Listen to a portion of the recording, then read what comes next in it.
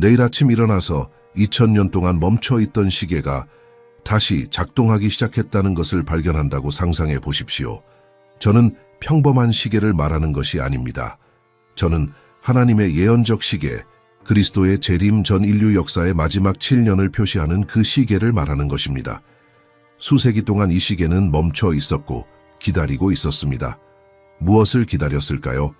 이스라엘에서 불가능한 일이 다시 일어나기를 기다리고 있었습니다. 그리고 2016년에 그 일이 일어났습니다. 바루크 카하네라는 사람이 대제사장으로 임명되었습니다. 서기 70년 성전 파괴 이후 처음으로 이스라엘은 아론의 직계 후손인 합법적인 대제사장을 갖게 되었습니다. 이것이 무엇을 의미하는지 이해하시겠습니까? 다니엘서 9장 27절 예언에 빠져있던 조각들이 마침내 맞춰지고 있습니다. 성전이 재건될 수 있습니다. 제사가 다시 시작될 수 있습니다. 그리고 그 일이 일어나면 7년 카운트다운이 공식적으로 시작될 것입니다. 1967년 6월 7일 예루살렘. 고대 돌 위에 울려 퍼지는 군화 소리. 이스라엘 공수부대원들이 구시가지의 좁은 골목길을 통해 유대교의 가장 성스러운 장소를 향해 전진하고 있습니다. 정확히 1900년 만에 처음으로 유대인 군인들이 성전산을 밟으려 하고 있습니다. 아브라함이 이삭을 거의 제물로 바쳤던 그곳, 솔로몬이 첫 번째 성전을 건축했던 그곳, 헤롯이 두 번째 성전을 세웠고 서기 70년에 로마인들에 의해 파괴된 그곳, 2000년의 유배 박해, 그리고 기다림이 그 역사적인 순간에 끝나려 하고 있었습니다. 모타 구루 대령이 무정의를 통해 성전산이 우리 손에 있다고 외쳤을 때 그는 단순히 군사적 승리를 알리는 것이 아니었습니다. 그는 종말까지 울려 퍼질 예언적 이정표를 선포하고 있었던 것입니다. 그 군인들의 감정을 상상해 보십시오. 그들 중 많은 이들이 세속적이었지만 통곡의 벽 앞에서 울고 있었습니다. 전쟁을 위해 훈련받은 사람들이 무릎을 꿇고 여러 세대 동안 그들의 조상들이 닿을 수 없었던 돌들을 만지고 있었습니다. 그 순간 예언적 시계가 다시 시작된 것처럼 보였습니다. 이스라엘은 성전이 재건되어야 할 정확한 장소를 다시 통제하게 되었습니다. 예언이 곧 성취될 것처럼 보였습니다. 그러나 모든 것을 바꿀 일이 일어났습니다.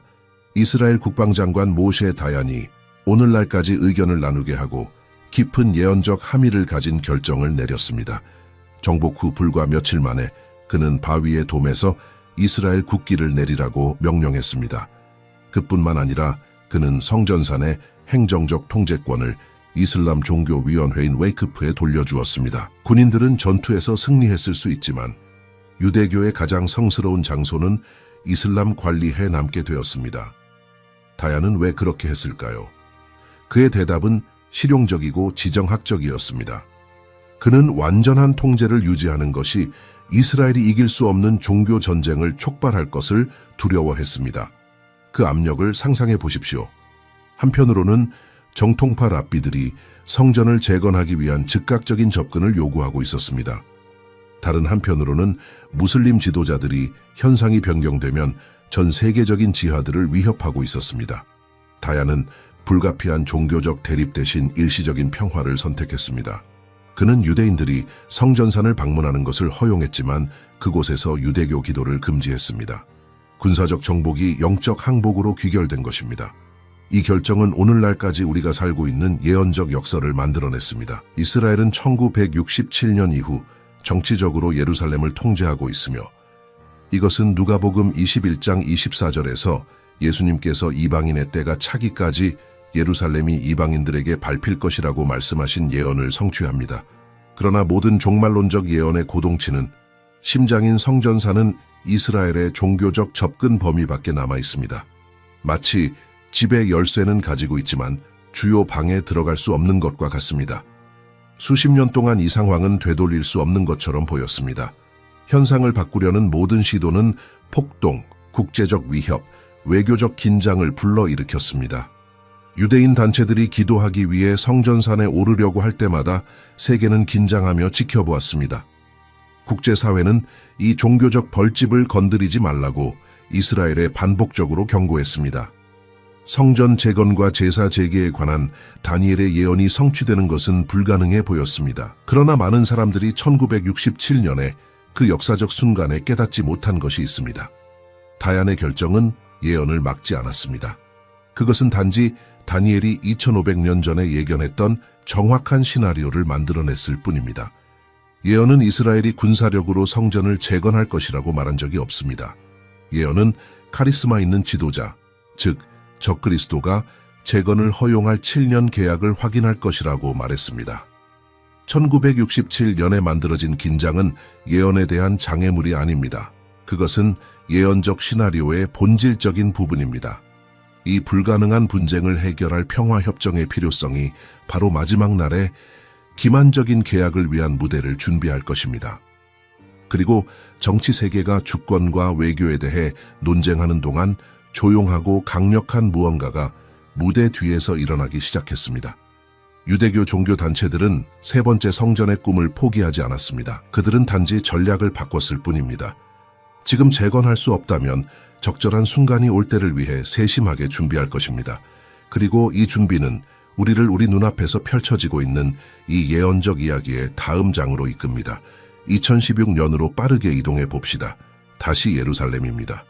그러나 이번에는 행진하는 군인들이 아닙니다. 대부분의 세계가 알아차리지도 못한 조용하고 거의 비밀스러운 의식입니다. 성경시대에 이스라엘을 다스렸던 71명의 현자로 구성된 고대 의회인 사내들인이 2004년에 재구성되었습니다. 그리고 이제 거의 2000년 만에 처음으로 그들은 불가능해 보였던 일을 하려 하고 있었습니다. 그들은 대제사장을 임명할 것이었습니다. 잠시 생각해 보십시오. 서기 70년 로마인들이 두 번째 성전을 파괴하고 제사장 계급을 학살한 이래로 이스라엘은 합법적인 대제사장을 가지지 못했습니다. 혈통이 끊어졌습니다. 계보 기록이 예루살렘 파괴의 혼란 속에서 사라졌습니다. 수세기 동안 랍비들이 영적 기능을 맡았지만 그들 중 누구도 지성소에 들어가 백성을 위해 속죄할 권한이 있는 대제사장 코헨 가돌이라는 성스러운 칭호를 주장할 수 없었습니다. 그 역할은 사라졌습니다. 적어도 그렇게 보였습니다. 그러나 현대 과학이 모든 것을 바꿔놓았습니다. DNA 연구는 아론의 제사장 혈통의 직계 후손을 추적하는 제2원이라는 특정 유전 표지를 확인했습니다. 연구자들은 이 표지를 가진 전 세계의 유대인 남성들을 식별할 수 있었고 그들이 수천 년 전 성전에서 섬겼던 제사장들의 후손인 합법적인 코하님임을 증명했습니다. 그리고 이 남성들 중에 바루크 카하네가 있었습니다. 카하네는 이 직책을 추구하지 않았습니다. 사실 보도에 따르면 그는 처음에 저항했습니다. 그는 스포트라이트에서 멀리 떨어진 평범한 삶을 살고 있었는데 사내들인이 DNA 검사 결과와 그의 삶을 영원히 바꿀 제안을 가지고 그를 찾아왔습니다. 그들은 그의 혈통을 확인했습니다. 그는 이스라엘의 첫 번째 대제사장 아론의 직계 후손이었습니다. 게다가 그는 레위기에 설명된 성전에서 섬기기 위한 모든 육체적, 영적 요건을 충족했습니다. 그는 자격을 박탈하는 육체적 결함이 없었습니다. 그는 영적으로 준비되어 있었습니다. 그가 선택받은 자였습니다. 2016년 비공개 의식에서 바루크 카하네는 공식적으로 대제사장으로 기름 부음을 받았습니다. 고대 기도문이 낭송되었습니다. 의식이 성경에 설명된 대로 수행되었습니다. 그리고 예수님의 십자가 처형 시 성전 휘장이 위에서 아래까지 찢어진 이후 처음으로 이스라엘은 다시 아론의 혈통을 가진 섬길 준비가 된 대제사장을 갖게 되었습니다. 그러나 이 순간의 예언적 의미에 대해 이해해야 할 것이 있습니다. 이것은 단지 상징적인 종교의식이 아니었습니다. 유대 율법에 따르면 합법적인 대제사장의 존재는 선택이 아니라 영적 의무를 만듭니다. 자격을 갖춘 아론의 후손 대제사장이 있고 성전에 성물들이 있으며 성스러운 장소에 대한 접근이 있다면 제사를 다시 시작해야 합니다. 이것은 하면 좋겠다의 문제가 아닙니다. 이것은 톨에 기록된 신성한 의무입니다. 카하네는 이제 이 현실에 묶여 있었습니다. 그의 삶은 더 이상 그의 것이 아니었습니다. 그는 개인적 선택을 초월하는 목적을 위해 구별되었습니다. 그는 대제사장들에게 부과된 극도의 제한에 따라 살기 시작했습니다. 그는 죽은 자를 만질 수 없습니다. 그는 묘지에 들어갈 수 없습니다. 그는 끊임없이 의식적 순결을 유지해야 합니다. 그는 레위기 1장부터 7장과 민수기 19장에 설명된 복잡한 의식을 매일 공부하며 재건된 성전에서 실제 제사를 집행하도록 부름받을 날을 준비하고 있습니다. 세계적인 반응은 엇갈렸습니다. 정통파 유대인들은 이것을 메시아적 표징으로 보았습니다. 이스라엘의 종교 단체들은 성전 재건이 임박했다고 공개적으로 말하기 시작했습니다. 그러나 많은 세속적 유대인들을 포함한 대부분의 사람들은 그 사건을 완전히 무시했습니다. 결국 성전이 없으면 대제사장이 무엇을 할 수 있겠습니까? 그것은 단지 종교적 연극이었습니다. 그렇지 않습니까? 틀렸습니다. 왜냐하면 카하네의 임명은 과정의 끝이 아니었기 때문입니다. 그것은 시작이었습니다.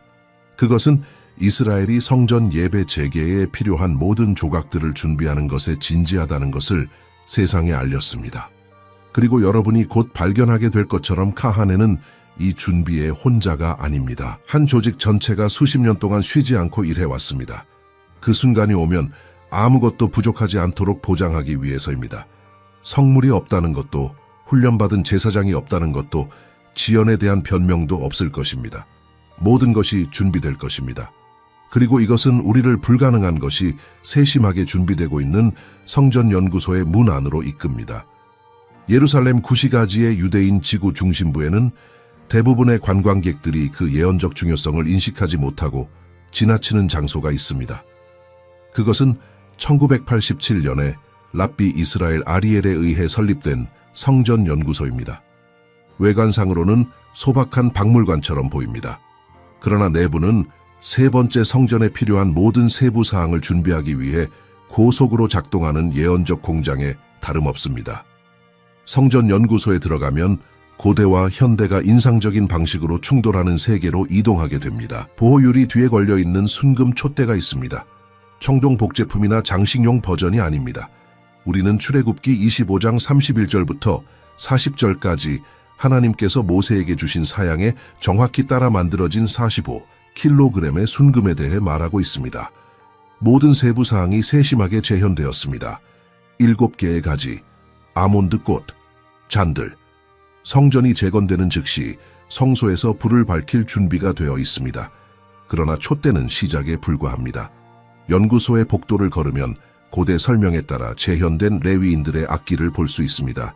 제사 중에 연주될 은나팔, 성전뜰에서 불려질 시편을 반주할 하프와 심벌즈, 각 악기는 수천 년 동안 보존된 탈무드와 랍비 문헌에서 발견된 정확한 치수를 따라 특정 재료로 전통 기법을 사용하여 만들어졌습니다. 연구소의 작업실에서 유대인 장인들은 세상이 2000년 동안 보지 못한 물건들을 재현하는데 평생을 바칩니다. 대제사장의 의복은 아마도 가장 인상적인 창조물일 것입니다. 출애굽기 28장에 설명된 정교한 의복인 에봇은 청색, 자색, 홍색 천에 엮인 금실로 재현되었습니다. 각각 이스라엘의 한 지파를 나타내는 12개의 보석이 있는 흉패는 수천 년 된 사양을 따라 조립되었습니다. 여호와께 성결이라는 문구가 새겨진 순금관은 대제사장의 관 위에 놓일 준비가 되어 있습니다. 이것에 필요한 헌신을 상상해 보십시오. 이 장인들은 장식 예술을 만드는 것이 아닙니다. 그들은 실제 의식에서 사용될 성물을 준비하고 있습니다.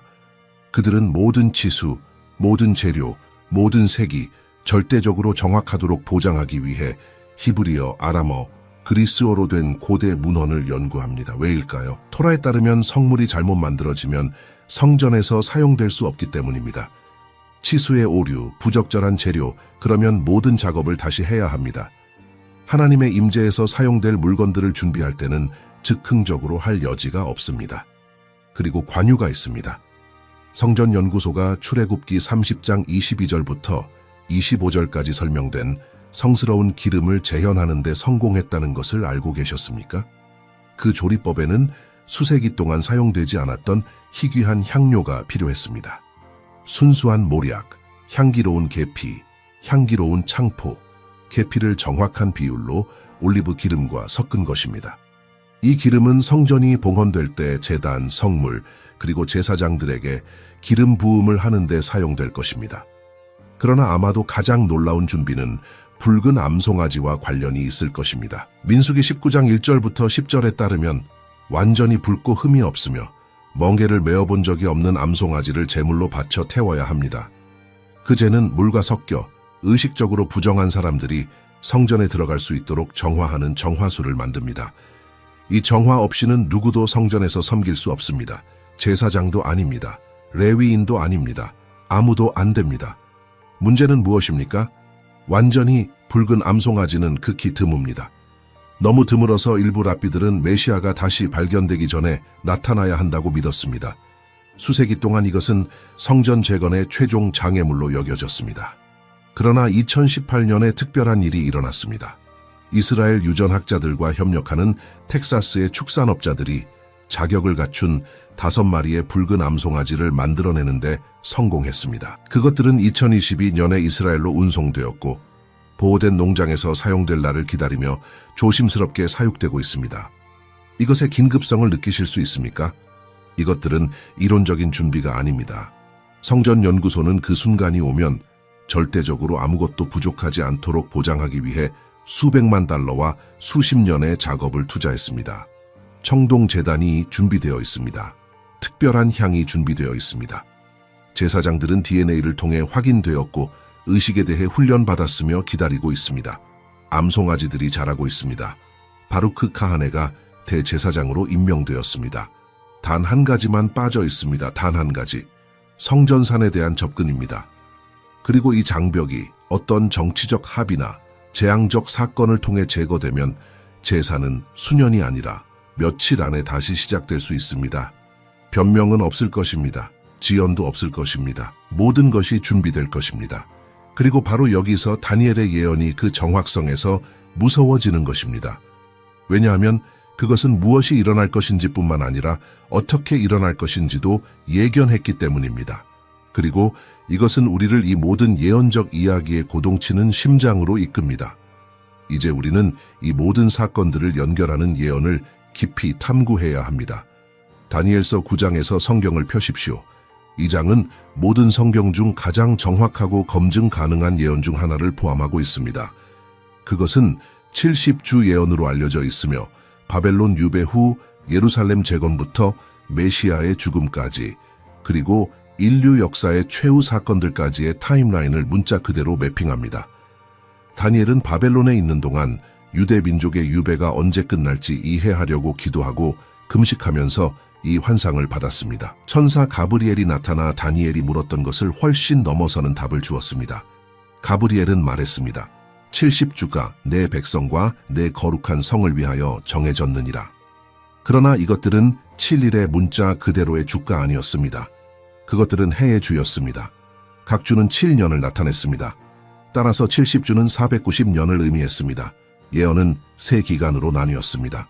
첫째, 7주, 즉 예루살렘을 재건하라는 칙령부터 재건 완료까지 49년, 그 다음 62주, 즉 재건부터 메시아가 끊어질 때까지 434년, 이것은 예수님의 십자가 처형에 대한 명확한 언급입니다. 모두 합하면 69주의 예언, 즉 483년이 됩니다. 그리고 역사학자들과 학자들이 발견한 것을 아십니까? 이 예언은 인상적인 정확성으로 성취되었고 대략 서기 33년에 예수님이 십자가에 못 박히셨을 때 정확히 끝났습니다. 그러나 대부분의 사람들이 놓치는 부분이 있습니다. 다니엘은 70주에 대해 말했지 69주가 아닙니다. 70번째 주에 무슨 일이 일어났습니까? 왜 간격이 있습니까? 답은 9장 27절에 있으며 바로 여기서 모든 것이 오늘날 이스라엘에서 일어나고 있는 일과 연결됩니다.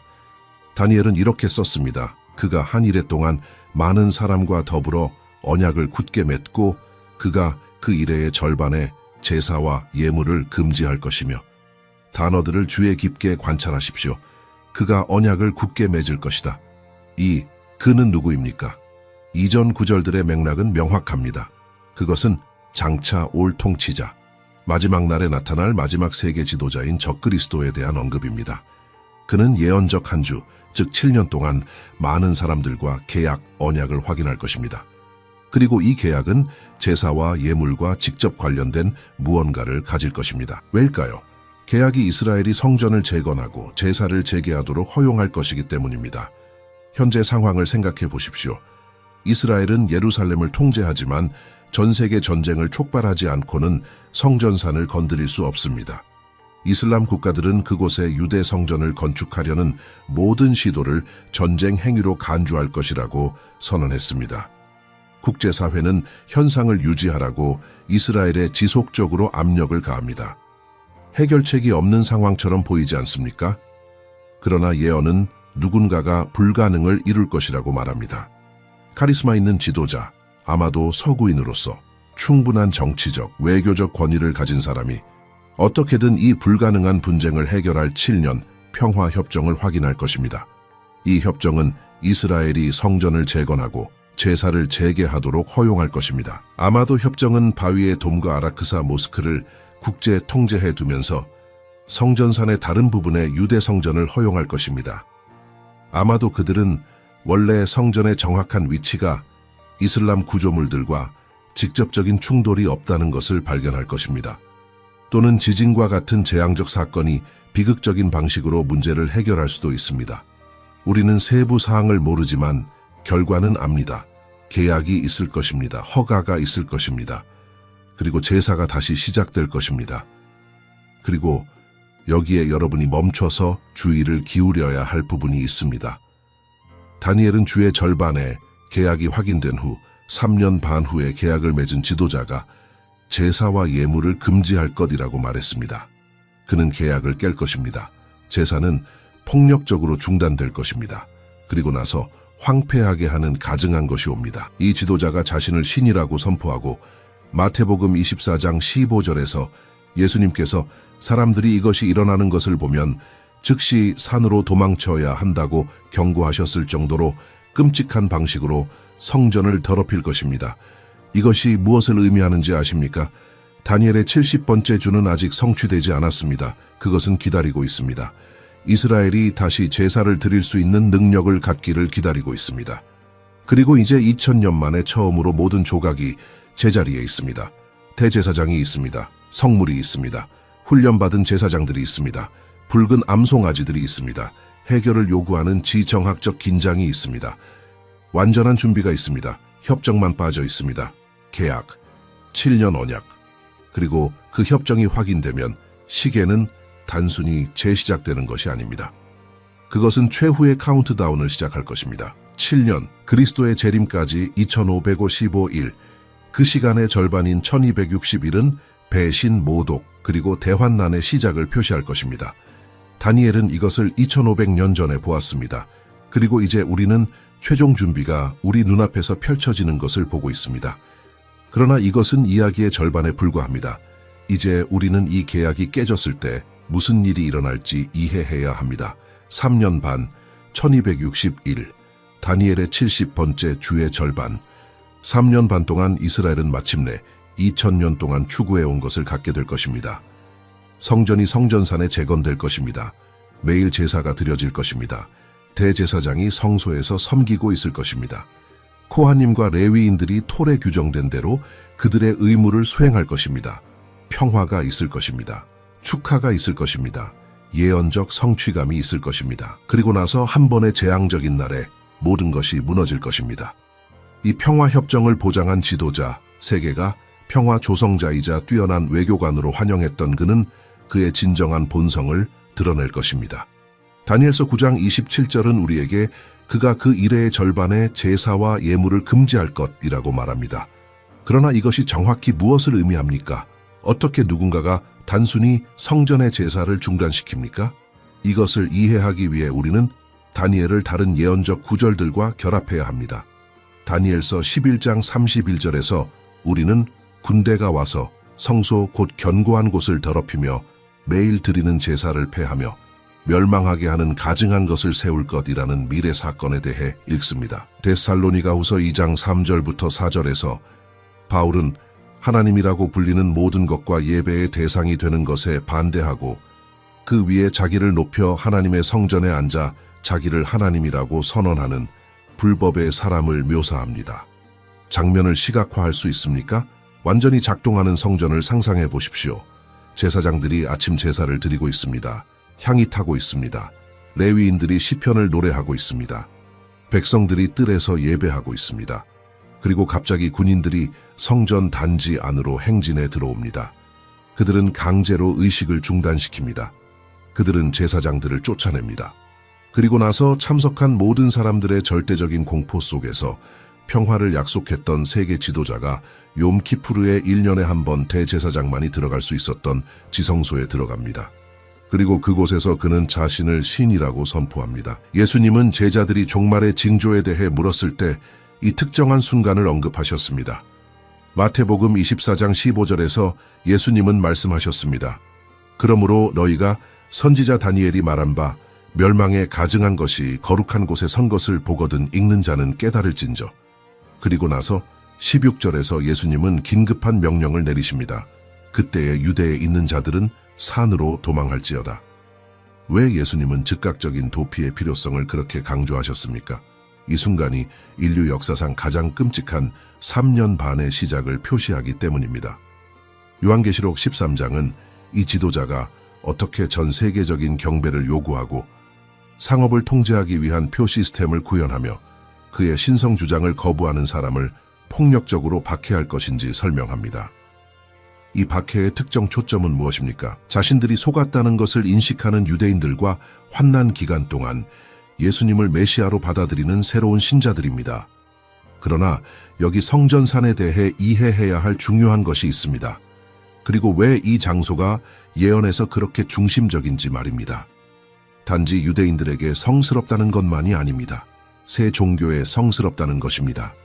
유대인들은 솔로몬 성전의 장소로 숭배합니다. 기독교인들은 예수님께서 가르치시고 예언하신 장소로 인정합니다. 무슬림들은 이슬람의 세 번째로 성스러운 장소로 여기며 무함마드가 하늘로 승천했다고 믿는 곳입니다. 이 삼중 수렴은 성전산을 지구상에서 가장 폭발적인 영적 진원지로 만듭니다. 이스라엘이 그곳에 성전을 재건할 때 협정이 아무리 신중하게 구조화되더라도 엄청난 종교적 긴장이 있을 것입니다. 급진적인 이슬람 지도자들은 이것을 모독으로 볼 것입니다. 일부 기독교 그룹은 이것을 종말의 표징으로 해석할 것입니다. 전 세계가 긴장하며 지켜볼 것입니다.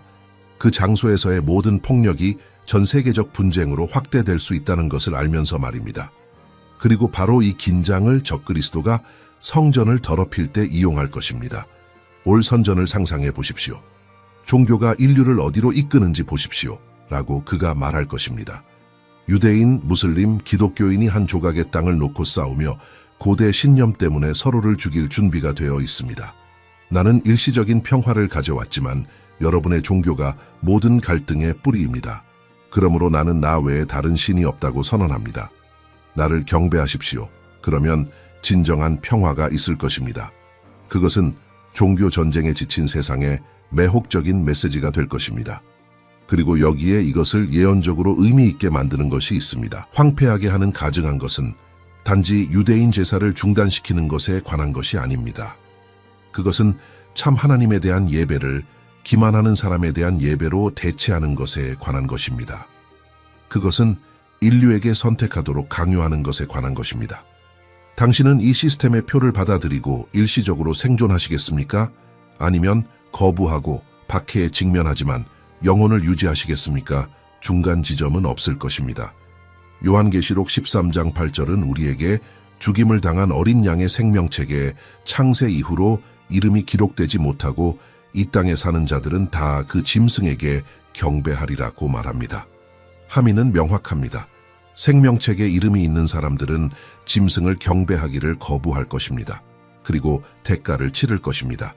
그러나 이 마지막 3년 반이 전례 없는 공포의 시기가 될 것이지만 그것들은 또한 명확한 끝을 가질 것입니다. 다니엘서 12장 1절은 우리에게 약속합니다. 그때에 네 민족을 호위하는 큰 군주 미겔이 일어날 것이요 또 환난이 있으리니 이는 개국 이래로 그때까지 없던 환난일 것이며 그때에 네 백성 중 책에 기록된 모든 자가 구원을 받을 것이라. 1261의 극심한 환난 후에 그리스도께서 돌아오실 것입니다.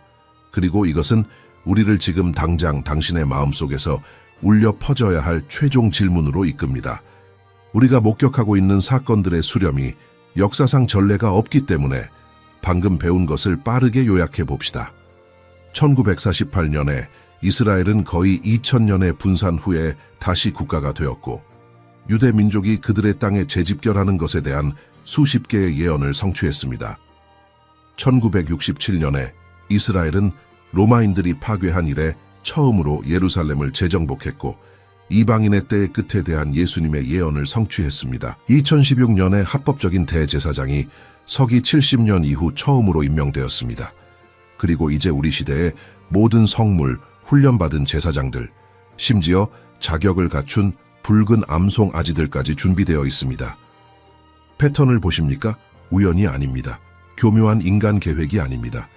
그것은 절대적인 정확성으로 작동하는 신성한 시계이며 하나님께서 다니엘의 70번째 주가 시작되기로 결정하신 정확한 순간까지 시간을 표시하고 있습니다. 그리고 시작되면 모호함이 없을 것입니다. 전 세계가 예언적인 일이 일어나고 있다는 것을 알 것입니다. 이스라엘을 포함하는 7년 평화 협정은 세계 뉴스가 될 것입니다. 성전산의 성전 제거는 전 세계적으로 방송될 것입니다. 2000년 만에 첫 제사는 모든 대륙에서 헤드라인을 장식할 것입니다. 그러나 여기에 당신이 멈춰서 깊이 성찰해야 할 것이 있습니다. 이 모든 조각들이 예언적 시계가 재시작되기 전에 지금 제자리에 있다면 그것은 우리가 하나님의 타임라인에서 어디에 있는지에 대해 무엇을 말합니까? 예수님은 마태복음 24장 32절부터 33절에서 제자들에게 무화과 나무의 표징에 대해 가르치셨습니다. 그분은 말씀하셨습니다. 무화과 나무의 비유를 배우라. 그 가지가 연하여지고 잎사귀를 내면 여름이 가까운 줄을 아나니 이와 같이 너희도 이 모든 일을 보거든 인자가 가까이 곧 문 앞에 이른 줄 알라. 예언에서 무화과 나무는 종종 이스라엘을 나타냅니다. 그 잎들은 1948년에 돋아나기 시작했습니다. 초기 열매는 1967년에 나타났습니다. 그리고 이제 열매가 빠르게 익고 있습니다. 모든 성전 준비가 완료되고 적절한 순간이 오면 예언적 여름이 도래할 것입니다. 그러나 많은 사람들이 놓치는 중요한 세부 사항이 있습니다. 다니엘의 70번째 주가 시작되기 전에 7년 계약이 확인되기 전에 교회가 휴거될 것입니다. 바울은 데살로니가전서 4장 16절부터 17절에 썼습니다. 주께서 호령과 천사장의 소리와 하나님의 나팔 소리로 친히 하늘로부터 강림하시리니 그리스도 안에서 죽은 자들이 먼저 일어나고 그 후에 우리 살아남은 자들도 그들과 함께 구름 속으로 끌어올려 공중에서 주를 영접하게 하시리니 그리하여 우리가 항상 주와 함께 있으리라. 이 사건은 언제든지 일어날 수 있습니다. 그 전에 성취되어야 할 예언이 없습니다. 경고 표시가 없습니다. 그것은 임박했습니다. 그러니 생각해 보십시오. 70번째 주를 위한 준비가 지금 거의 완료되었다면 교회의 휴거는 얼마나 가까워야 합니까? 교회가 떠난 후에 일어날 사건들을 위해 무대의 뒤가 준비되는 것을 보고 있다면 그것은 우리의 출구 근접성에 대해 무엇을 말합니까? 그것은 극장에서 기술자들이 다음 막을 위해 무대를 설치하는 것을 지켜보는 것과 같습니다. 아직 커튼이 열리는 것을 보지 못했지만 모든 것이 준비되는 것을 봅니다. 그리고 곧 조명이 꺼지고 커튼이 열리며 다음 막이 시작될 것이라는 것을 압니다. 그러나 여기 신학이 실제 삶과 만나는 곳이 있습니다. 우리가 가까이 있다는 것을 아는 것은 공황을 일으켜서는 안 됩니다. 그것은 거룩한 긴박함을 일으켜야 합니다. 누가복음 21장 34절부터 36절에서 예수님은 경고하셨습니다. 너희는 스스로 조심하라.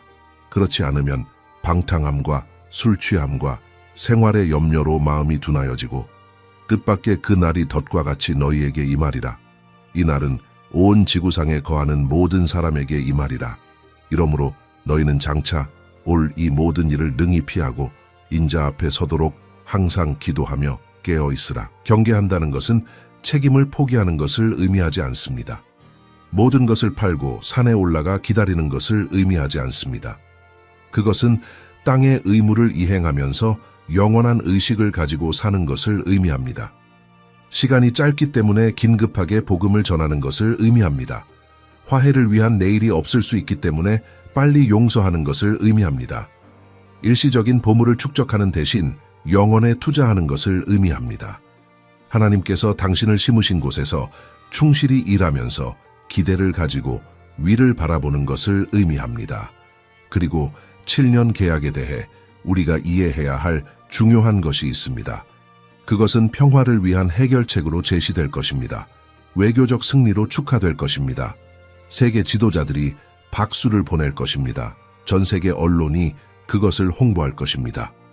이스라엘은 마침내 보장된 안보를 갖게 되었다고 생각하며 안도의 한숨을 쉴 것입니다. 그러나 그 평화의 외관 아래에는 치명적인 속임수가 있을 것입니다. 바울은 데살로니가전서 5장 3절에서 경고했습니다. 그들이 평안하다, 안전하다 할 그때에 임신한 여자에게 해산의 고통이 이름과 같이 멸망이 갑자기 그들에게 이르리니 결코 피하지 못하리라. 세상이 정치적 계약과 인간 협정을 통해 추구할 평화는 거짓 평화입니다. 예수님은 요한복음 14장 27절에서 말씀하셨습니다. 평안을 너희에게 끼치노니 곧 나의 평안을 너희에게 주노라. 내가 너희에게 주는 것은 세상이 주는 것과 같지 아니하니라. 진정한 평화는 궁전에서 서명된 협정에서 오는 것이 아닙니다. 그것은 예수 그리스도와의 관계에서 옵니다. 그리고 그 평화는 세상이 무너지고 있을 때에도 남아 있습니다. 그러므로 이스라엘이 세 번째 성전을 위해 세심하게 준비하는 것을 지켜보면서 대제사장이 임명되고 제사가 다시 시작될 준비가 된 것을 보면서 성전산의 불가능한 딜레마를 해결할 수 있는 세계 평화 조성자에 대한 정확한 수요를 창출하는 지정학적 긴장을 관찰하면서 우리는 근본적인 진리를 기억해야 합니다. 예수 그리스도는 우리의 영원한 대제사장이십니다. 히브리서 4장 14절부터 16절은 우리에게 말합니다. 그러므로 우리에게 큰 대제사장이 계시니 승천하신 이 곧 하나님의 아들 예수시라. 우리가 믿는 도리를 굳게 잡을지어다. 우리에게 있는 대제사장은 우리의 연약함을 동정하지 못하실 리가 아니오. 모든 일에 우리와 똑같이 시험을 받으신 이로되 죄는 없으시니라. 그러므로 우리는 긍휼하심을 받고 때를 따라 돕는 은혜를 얻기 위하여 은혜의 보좌 앞에 담대히 나아갈 것이니라. 우리는 땅의 성전이 필요하지 않습니다. 우리는 동물 제사가 필요하지 않습니다. 우리는 인간 대제사장이 필요하지 않습니다. 예수님께서 갈보리에서 완전한 제사로 자신을 드리셨을 때 이 모든 것을 쓸모없게 만드셨습니다. 성전 휘장이 위에서 아래까지 찢어진 것은 예수님을 통해 하나님께 나아가는 길이 이제 열렸기 때문입니다. 그러나 이스라엘은 아직 그들의 메시아를 인정하지 않았습니다.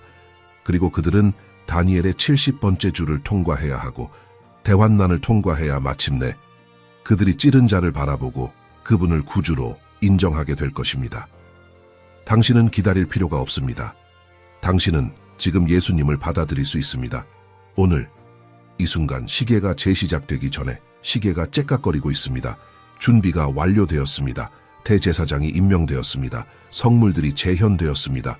붉은 암송아지들이 자라고 있습니다. 이스라엘은 2000년 전에 멈췄던 제사를 다시 시작할 준비가 되어 있습니다. 그리고 세상은 불가능한 평화를 약속하는 카리스마 있는 지도자를 받아들일 준비가 되어 가고 있습니다. 모든 표징이 수렴하고 있습니다. 모든 예언이 정렬되고 있습니다. 다니엘은 2500년 전에 우리 시대와 점점 더 비슷해 보이는 시대에 대해 썼습니다. 그리고 우리는 그리스도의 재림의 날과 시간을 알지 못하지만 우리가 살고 있는 예언적 계절을 분명히 볼 수 있습니다. 무화과 나무가 싹을 틔우고 있습니다. 여름이 가까워지고 있습니다. 그리고 영적 눈을 뜬 사람들은 무언가 기념비적인 일이 일어나려 한다는 것을 인식할 수 있습니다. 그러나 이 메시지는 마비시키는 두려움을 일으키기 위한 것이 아닙니다. 그것은 적극적인 경계를 깨우기 위한 것입니다. 그것은 우리의 희망이 땅의 성전이나 정치체제에 있지 않다는 것을 상기시키기 위한 것입니다. 우리의 희망은 세상 죄를 지고 가는 하나님의 어린 양, 우리를 위해 항상 간구하시려고 살아계신 우리의 영원한 대제사장 예수 그리스도께 있습니다. 이스라엘이 일시적인 의식을 준비하는 동안 우리는 예수님께서 단번에 완성하신 영원한 제사에서 안식합니다. 세상이 인간 계약을 통해 평화를 추구하는 동안 우리는 평강의 왕과의 관계를 통해 모든 이해를 초월하는 평화를 가지고 있습니다. 그리고 다른 사람들이 다니엘의 70번째 주를 직면하는 동안 교회는 환난이 시작되기 전에 휴거될 것이라는 약속을 가지고 있습니다. 그렇다면 당신은 이 정보를 가지고 무엇을 할 것입니까? 표징들을 무시하고 계속 영적으로 잠들어 있을 것입니까? 아니면 경계하고 기도하며 하나님의 나팔 소리를 듣기 전 마지막 날인 것처럼 매일을 살 것입니까? 아직 예수님께 당신의 삶을 드리지 않았다면 지금이 그 순간입니다. 7년 계약이 확인될 때까지 기다리지 마십시오. 성전이 재건되는 것을 볼 때까지 기다리지 마십시오. 왜냐하면 이런 일들이 일어날 때 교회는 이미 떠났을 것이기 때문입니다. 그리고 뒤에 남겨진 사람들은 환난 동안 고통스러운 선택에 직면하게 될 것입니다. 오늘 예수님을 받아들이십시오. 그분이 주님이시라고 고백하십시오. 하나님께서 그분을 죽은 자 가운데서 살리신 것을 믿으십시오. 그리고 예언적 시계가 재시작되기 전에 구원받으십시오. 이미 구원받았다면 이 메시지를 나누십시오. 가족과 친구들에게 이러한 예언적 진리에 대해 이야기하십시오. 시간이 짧습니다. 추수할 것은 많습니다. 그리고 우리는 아직 낮인 동안 일해야 합니다. 왜냐하면 아무도 일할 수 없는 밤이 오기 때문입니다. 현재 사건을 하나님의 말씀과 연결하는 예언적 분석을 계속 따라가기 위해 이 채널을 구독하십시오. 성취된 예언과 미래 예언에 관한 추천 재생 목록을 시청하십시오. 그리고 댓글에 이러한 표징들이 당신의 믿음과 영적 긴급성에 어떤 영향을 미치는지에 대한 생각을 남겨주십시오. 주님께서 돌아오실 때 우리를 깨어있는 상태로 만나시기를 바랍니다. 이스라엘이 7년 카운트다운을 방금 시작했습니다. 다니엘의 예언이 이미 시작되었습니까? 2016년 대제사장 바루크 카하네의 임명이 어떻게 다니엘의 70번째 주의 성취를 시작했을 수 있는지 알아보십시오. 모든 기독교인이 알아야 할 세 번째 성전, 이스라엘의 현재 준비, 그리고 종말의 표징에 대한 완전한 예언 연구.